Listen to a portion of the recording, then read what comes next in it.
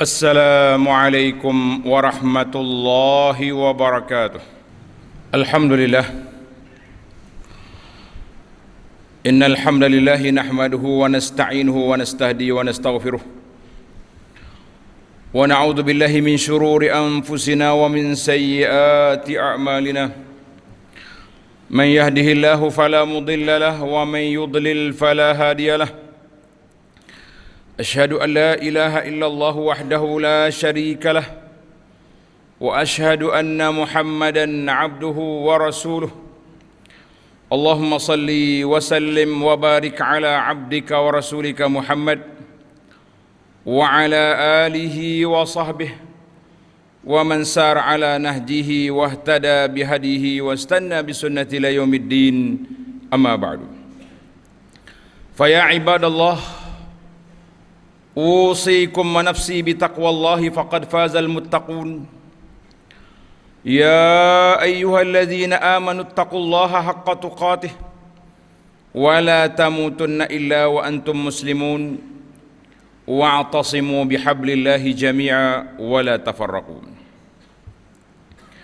Wahai hamba-hamba Allah, bertakwalah kita kepada Allah Azza wa Jalla dengan sebenar-benarnya, sentiasa menambahkan bekalan, meningkatkan kefahaman, dan juga sentiasa muhasabatun nafsi, muhasabah diri kita.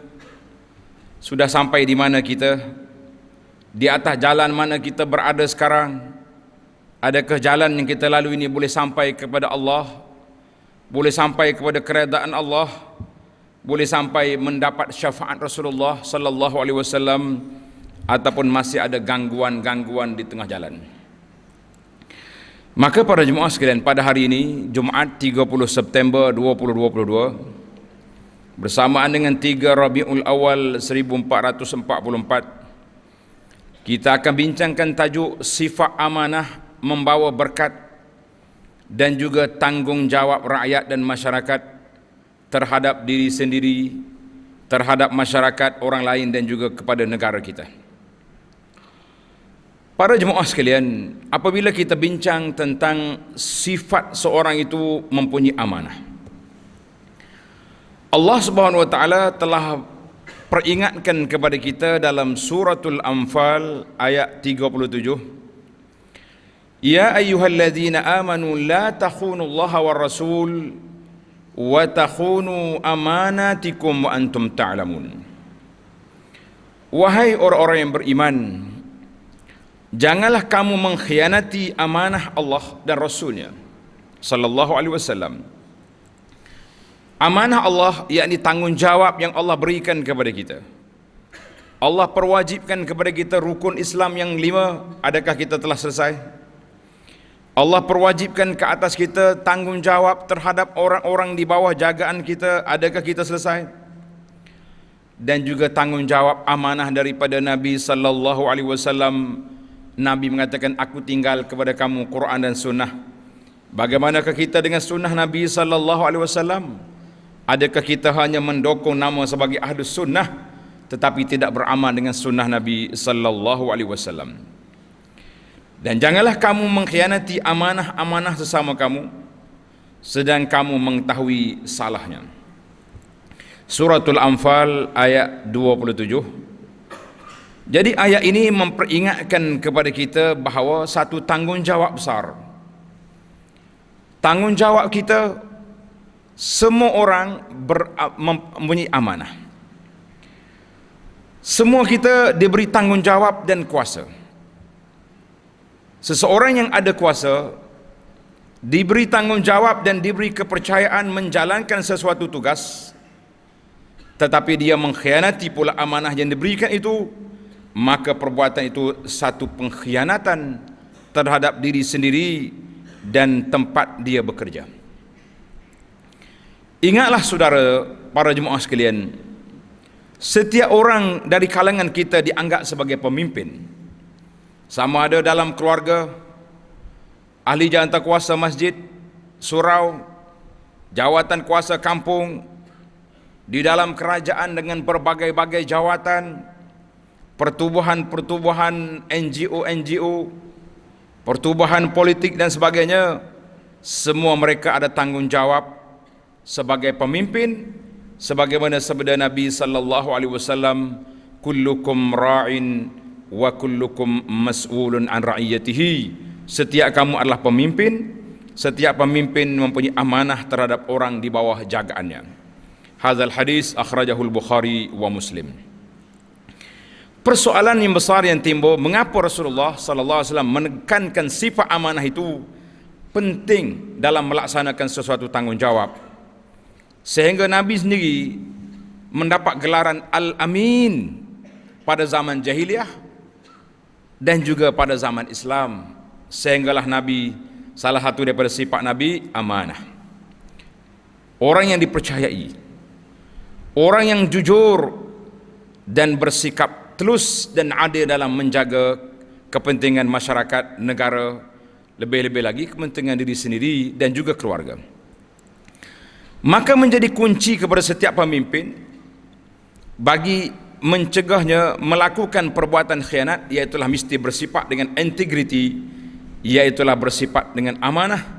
Maka kata orang, makin faham dia kepada tanggungjawab dia di hadapan Allah, orang itu makin kuat dia punya integriti dan amanahnya. Bahkan kita tengok kadang-kadang orang yang tidak Islam, non-Muslim pun mereka ada integriti, ada amanah juga. Sebab dalam agama, mana agama atas dunia yang ajar rakyat dia supaya menipu, kecuali ajaran sesat. Ajaran sesat dalam semua agama memang bawa kepada penipuan dan pengkhianatan. Kita tak nak samakan semua agama, tapi kita kata semua agama yang dianuti itu tak ajar pengikut dia suruh jadi jahat, tidak. Maka kita orang Islam sepatutnya berada di barisan hadapan dalam integriti dan amanah. Kerana pemimpin yang bertakwa tidak tergamak melakukan perbuatan khianat, sebagaimana yang telah dicontohi oleh para sahabat radhiyallahu anhum dalam menjalankan tugas yang mulia. Contoh yang diberi kepada kita ini iaitulah Sayyidina Umar ibn al-Khattab radhiyallahu anhu. Umar seorang pemimpin yang telus, yang adil.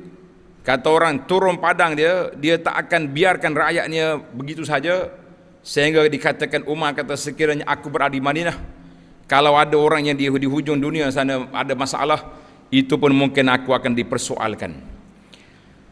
Jadi sebagai orang yang bertanggungjawab, sebuah hadis ini cukup untuk kita tutup perbincangan ini. Kata Nabi sallallahu alaihi wasallam, ma min 'abdin yastar'illahu ra'iyatan yamutu yawma yamut wa huwa ghashun li ra'iyatihi illa haramallahu 'alaihi jannah. Sesiapa yang diberi amanah oleh Allah untuk memimpin rakyatnya, maka dia mati dalam keadaan menipu rakyat. Rakyat miskin tapi pemimpin kaya. Kita tengok peruntukan kerajaan beri banyak, tapi yang sampai ke rumah orang miskin sudah tiris di tengah jalan. Itu yang dikatakan kebocoran di tengah jalan, yang menyebabkan banyak berlaku penyelewengan. Seorang tokoh pendakwah antarabangsa dikeluarkan satu kata-kata dalam poster yang menyentuh perasaan. Dia kata, kalau kamu tengok negara kaya, banyak hasil mahsul, tapi mu tengok rakyatnya miskin, pasti di tengah jalan itu banyak perompak. Hasil negara tak turun kepada masyarakat. Sebab apa? Sebab dimakan oleh perompak-perompak di tengah jalan. Maka di sini Nabi beritahu, siapa dia memberi kuasa menipu rakyat, nascaya Allah Ta'ala akan mengharamkan syurga ke atasnya. Wal'iyazubillah. Kita minta perlindungan Allah, kita minta perlindungan dengan Allah Azza wa Jalla daripada menjadi sifat yang tidak baik, sifat yang sangat buruk ini. Para jemaah sekalian, amanah dan integriti tanggungjawab bersama. Kemudian sebagai seorang rakyat dan juga warga negara, seorang individu dalam masyarakat, rakyat dalam negara, individu dalam masyarakat, apakah tanggungjawab kita? Tanggungjawab kita iaitulah mesti bekerja sama tolong menolong, memberi bantuan kepada orang-orang yang memerlukan. Orang-orang yang memerlukan bantuan, kita mesti cari mereka, tidak menunggu hanya mereka datang mencari kita semata-mata. Maka itulah kita mengatakan saat ini perlu kepada muhasabah. Setelah kita melalui musim gawat 2 tahun 2019, 20, 21, mana 2 tahun masa, ada yang hilang pendapatan, mata pencarian, ada yang dibuang kerja dan bagai-bagai, ada yang tertangguh tak boleh buat kerja. Maka kita lihat ada di kalangan mereka yang masih lagi belum pulih keadaan, tersepit di celah-celah hutang-hutang lama, bagaimana nak bayar, bil-bil yang tertunggak, bagaimana nak jelaskan. Kita dengar dulu macam-macam janji waktu pandemik, waktu Covid dulu, ada kata bil tak bayar-bayar, orang pun tak bayar. Bila habis Covid, mari bil kena potong, macam-macam cerita yang berlaku. Ada yang masih lagi berfikir tentang perbelanjaan harian. Ini ada di antara merupakan isu yang mesti dihadapi oleh golongan ini. Bahkan anak-anak kita yang sudah tamat belajar, mengaji sampai ke universiti, berapa puluh ribu perbelanjaan tamat, habis. Ada yang ibu bapa yang keluarkan belanja. Ada yang mendapat tabung pinjaman pendidikan tapi perlu bayar balik. Macam-macam tabung yang dihadapi. Habis-habis kerja, habis-habis belajar, hutang yang tertunggak banyak, tetapi kerja pula tak dapat. Kerja rasmi lah, kalau nak kerja menyangkut banyak je belakang rumah tu. Tapi tak boleh lah, tak standard dengan universiti. Ada je yang cebur bidang perniagaan, macam-macam, yang tanam pokok lanah pun banyak, tanam kulak pun boleh kaya. Yang penting kena ada usaha. Tetapi realiti hidupnya begitulah. Bila orang belajar tinggi-tinggi, dia nak kerja. Maka kita sebagai warga masyarakat, tengok-tengoklah kepada keluarga kita yang terdekat, anak beranak dalam masyarakat, komuniti kita. Sekiranya mereka masih lagi memerlukan, maka sumbangan, infak, zakat, sedekah, apa saja bantuan, kongsikanlah dengan mereka melalui nikmat yang Allah Ta'ala anugerahkan kepada kita. Rezeki yang dikongsikan dalam keadaan ini amatlah berharga, kerana mereka dibantu.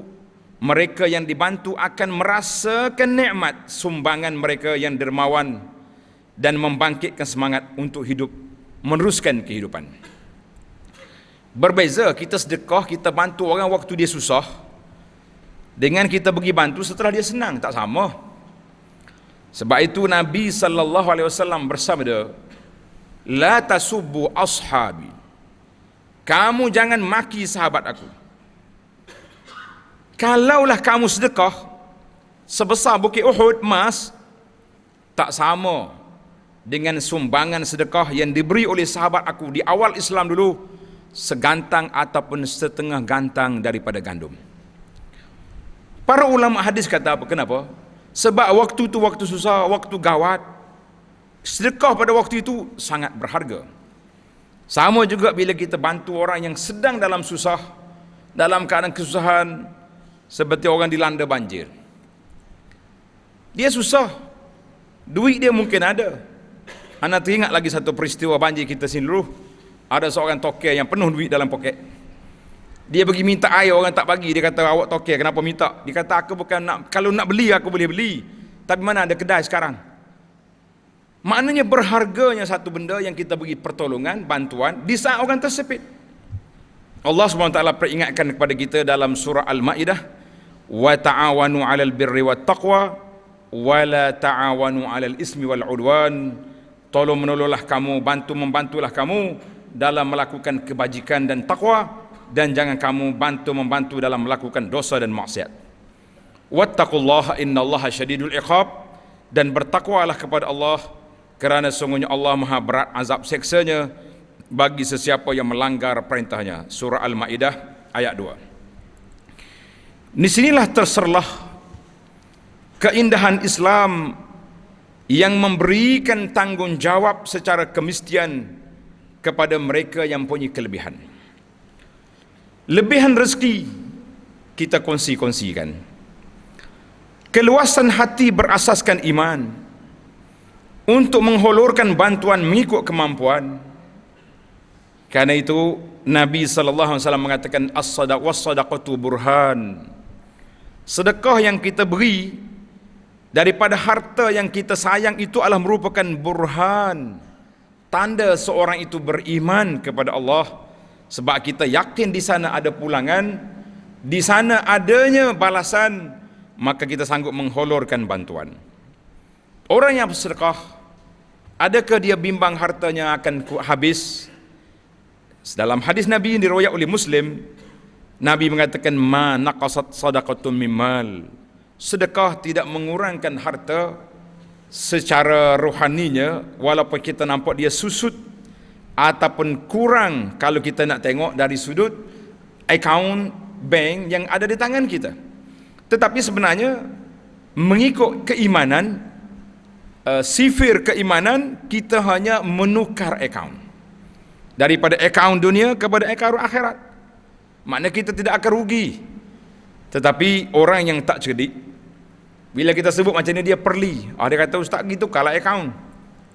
Kita kata awak ni, kita bercakap dalam masalah keimanan, dalam masalah keyakinan. Allah gambarkan orang bagi sedekah ni macam orang bagi hutang kepada Allah. In tuqridullaha qardan hasanah. Siapa dia bagi hutang kepada Allah? Adakah Tuhan miskin? Sampai kena berhutang? Allah bayangkan kepada kita, apabila kita beri hutang, mana hutang itu dibayar. Bila kita sedekah ni, makna sedekah itu dengan makna hutang kepada Allah, artinya Allah akan bagi balasan kepada kita. Itu maksud ayat. Mari puak-puak tak cerdik di kalangan ahli kitab, dia kata Tuhan miskin, sebab tu dia minta sedekah. Kita kata pandai dia orang, bercakap tak tengok kiri kanan.